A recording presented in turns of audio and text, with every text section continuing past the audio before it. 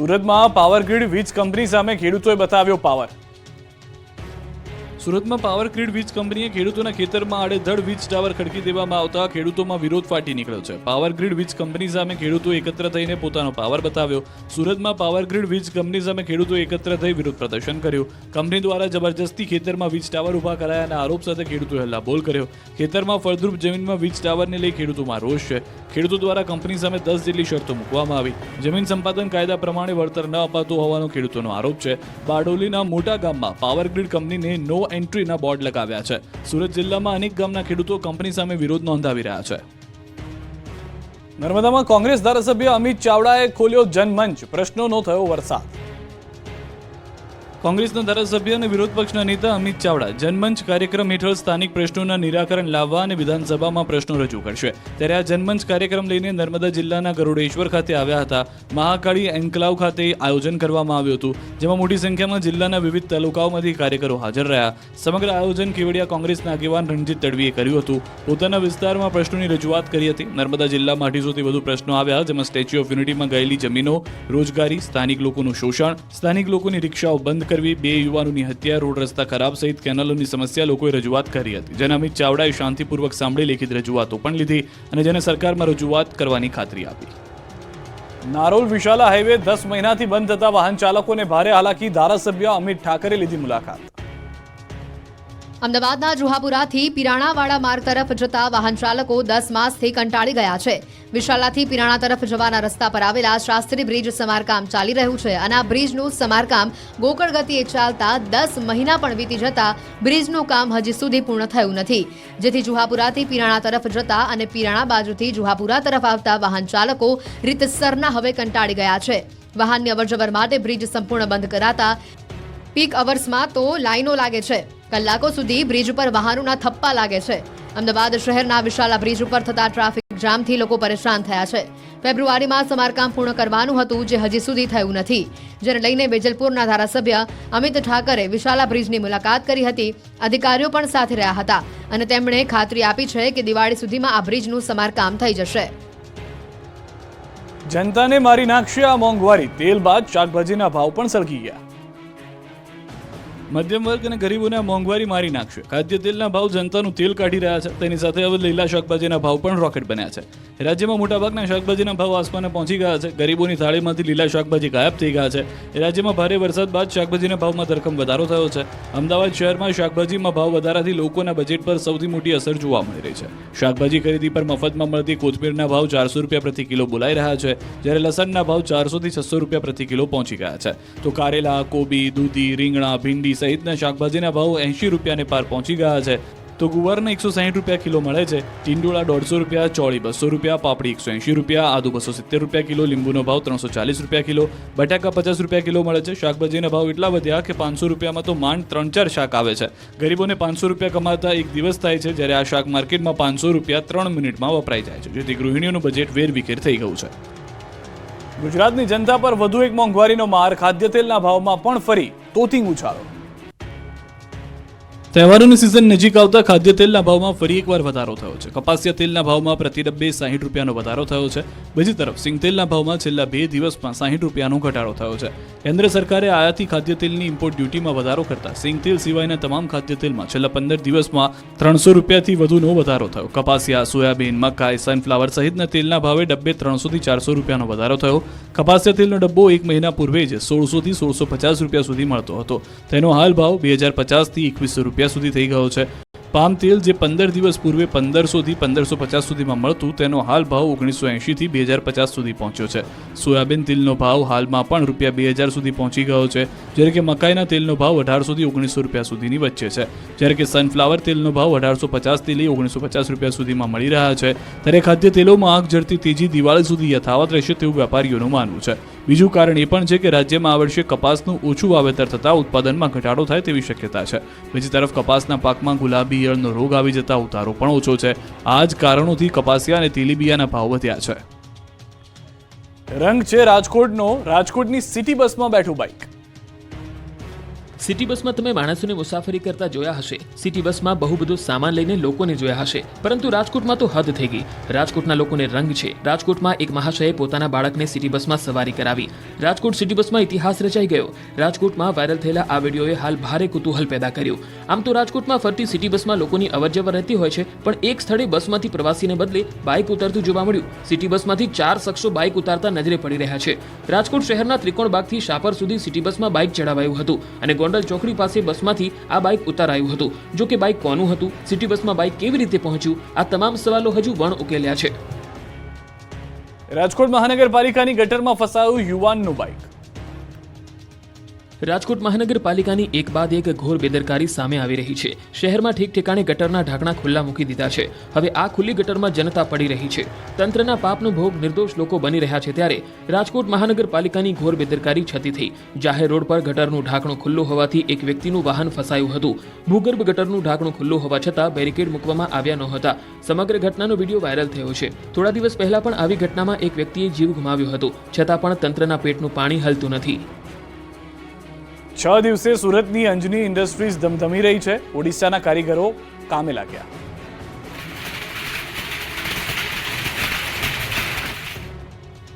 સુરતમાં 4 દિવસથી બંધ અંજની ઇન્ડસ્ટ્રીઝ ફરી ધમધમી છે. ઓડિશાના કારીગરો ફરી એકવાર ભયમુક્ત બનીને કામે લાગી ગયા છે. 6 દિવસે કામ શરૂ થતાં વેપારીઓના જીવમાં જીવ આવ્યો, કેમ કે અંજની ઇન્ડસ્ટ્રીઝમાં ભાવ વધારાની માંગણી સાથે ઓડિશાના કેટલાક લોકોએ ઓડિયા ભાષામાં ધમકીભરી નોટિસ લગાવી હતી, જેને લઈને ઇન્ડસ્ટ્રીઝમાં કામ કરતા ઓડિશાના કારીગરો ડરી ગયા હતા અને કામે ન આવતા લૂમ્સના કારખાના બંધ થયા હતા. 6 દિવસથી બંધ હતા ત્યારે અંજની ઇન્ડસ્ટ્રીયલના વેપારીઓએ કારીગરો સાથે બેઠક કરી.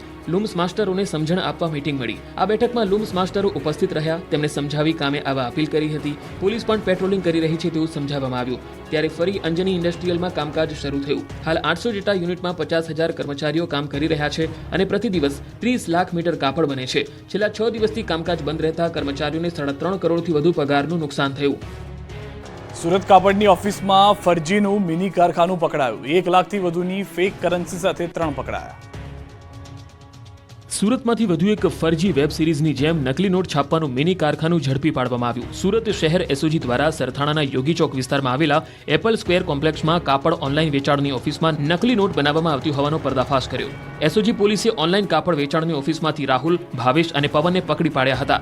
ભાવેશ નકલી નોટ છાપતો હતો તો પવન અને રાહુલ નોટોની ડિલિવરી લેવા આવ્યા હતા.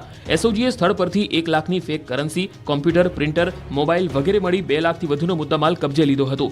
1 મહિનાથી તેઓએ આ રેકેટ શરૂ કર્યું હતું. તપાસમાં સામે આવ્યું છે કે ભેજાબાજો એક અસલી નોટ સામે 3 નકલી નોટ આપતા હતા. જેમ કે ₹100ની 1 નોટ અપાય તો સામે 100ની 3 નકલી નોટ અપાતી હતી. પાનના ગલ્લા, શાકભાજી, ફ્રૂટ જેવા છૂટક માર્કેટમાં નોટ પધરાવવાની ફિરાકમાં હતા. કોમ્પ્યુટરમાં નકલી ચલણી નોટ બનાવવામાં આવતી હતી. ત્યારબાદ તેની પ્રિન્ટર દ્વારા પ્રિન્ટ કાઢવામાં આવતી હતી. નોટનો કાગળ પણ એકદમ અસલી ચલણી નોટ જેવો જ છે. જેથી કાગળ પણ ક્યાંથી લાવતા હતા, કોણ આપતું હતું તેને લઈને પૂછપરછ કરવામાં આવી રહી છે. અમદાવાદ પોલીસે ડિજિટલ લૂંટારુઓને પકડ્યા. સિનિયર સિટીઝનને ઠગીને 79 લાખ લૂંટી લેનાર ગેંગનો પર્દાફાશ.